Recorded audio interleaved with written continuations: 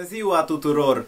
Eu nu pot Chivanoc, București. Mă numesc Florin Jolt, da, știu, e imposibil de pronunțat, dar hai că te ajut, poți citi după mine. Florin Jolt.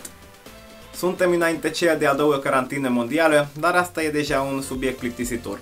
Hai să vă zic unul mai relevant și mai interesant. Vine imediat data alegerilor locale în România și eu mă candidez la scaunul de primar a Bucureștiului. Vrei să devii cel mai recunoscut scriitor român? Atunci hai la vot și votează-mă în duminica aceasta. O să scriem o comedie mult mai măreață decât a lui Caragiale, o scrisoare pierdută. Sunt convins că mulți dintre voi vă întrebați: băi, bine Jolti, dar de ce să te votăm? Dacă ai cunoștințele necesare sau experiențe destule pentru a conduce capitala prea iubită a României?